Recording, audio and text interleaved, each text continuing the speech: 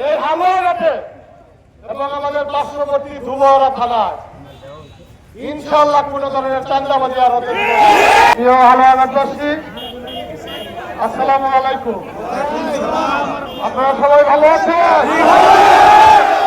আপনারা যে সম্মান, যে ভালোবাসা, যে সাহসিকতা আপনারা দেখিয়েছেন, সেই জন্য আপনাদের কাছে আমি চিরকৃতজ্ঞ। যে পরিমাণ অত্যাচার, নির্যাতন, নিপীড়ন, হুমকি, ধমকি সহ্য করে আপনারা ভোট কেন্দ্রে যে ভোটের মাধ্যমে আমাকে নির্বাচিত করেছেন, আপনাদের এই ঋণ আমি সারা জীবন মনে রাখবো ইনশাআল্লাহ। প্রিয় ব্যবসায়ীবৃন্দ, আপনারা নিশ্চিন্তে আপনাদের ব্যবসা পরিচালনা করেন। এই হালুয়াঘাটে এবং আমাদের পার্শ্ববর্তী ধুবরা থানায় ইনশাআল্লাহ কোন ধরনের চাঁদাবাজি আর হতে দেব না। আপনারা ভয় ঘর থেকে বের হন না, এই ধরনের হালুয়াঘাট আর তৈরি হতে দেব না। যারা এইগুলা করেছেন তাদেরকে আমি সাবধান করে দিচ্ছি। গুন্ডামি অনেক দেখিয়েছেন, আমার সাথে গুন্ডামি দেখে লাভ না। বহুত বড় বড় গুন্ডা বার করে আপনি এই জায়গায় এসেছি। আপনারা ভালো হয়ে যান। 12 তারিখের পরে হালুয়াঘাট থাকতে দিবেন না। আমি আপনাদেরকে বলছি, আপনারা হালুয়াঘাট থাকেন, আপনারা হালুয়াঘাট থাকেন, কিন্তু কালকে থেকে নিয়ম করে লাভ চিল্লাই চলে যান। চিল্লা করে আইসা ভালো হয়ে যান।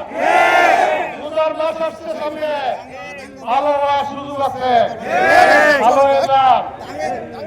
এইসব আর চলবে না হালুয়াঘাটে।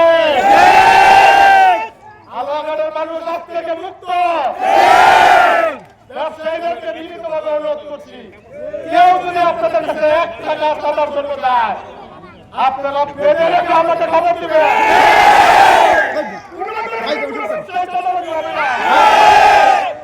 চাঁদাবাজ মুক্ত হালুয়াঘাট করবো, এটা আমার প্রত্যয়।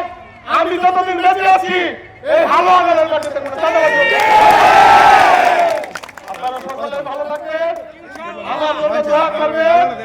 আমি যেন সকল ধর্মবর্ণের মানুষ, এখানে আমাদের আদিবাসীরা আছেন, আমাদের সনাতন ধর্মের লোক আছেন, আমরা মুসলমানরা আছি, আমরা সকলে যেন মিলেমিশে একটা নিরাপদ হালুয়াঘাট দুয়ারা করতে পারি। সেইখানে মানুষ নিশ্চিন্তে তার ধর্ম পালন করবে, তার উৎসব পালন করবে, তার ব্যবসা বাণিজ্য করবে। এখানে কোন ধরনের দরবার বাণিজ্য আসতে যায়। সকলে ভালো থাকে। আপনাদের সকলকে সাথে নিয়ে আমি একটা আধুনিক হালুয়াঘাট দুয়ারা করবো। আপনাদের সকলের পাশে আমি সংসদ সদস্য না,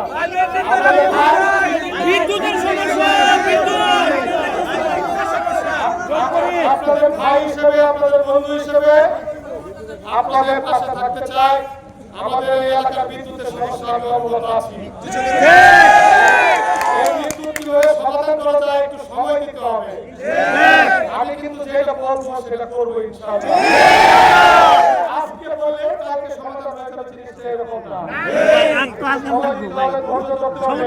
আমাদের 80 রাস্তা কাঁচা, একদিনে এটা সমস্যা সমাধান করা যাবে না। আমাদের প্রত্যেকটা জায়গায় প্রত্যেকটা ওয়ার্ডে দুর্নীতি হয়ে গেছে, সেগুলো আমাদের ঠিক করতে হবে।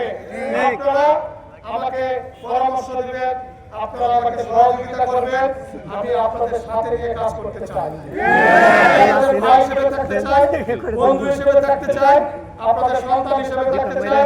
এই আশা এবং প্রত্যাশা ব্যক্ত করে আগামী দিনে যেন আমরা একটা সুন্দর হালুয়াঘাট দুয়ারা এই আশা এবং প্রত্যাশা ব্যক্ত করে আমি আমার কথা এখানে শেষ করছি এবং সকলকে, আপনাদের সকলকে এই রমজানের শুভেচ্ছা জানিয়ে আমি আমার কথা শেষ করছি। ধন্যবাদ।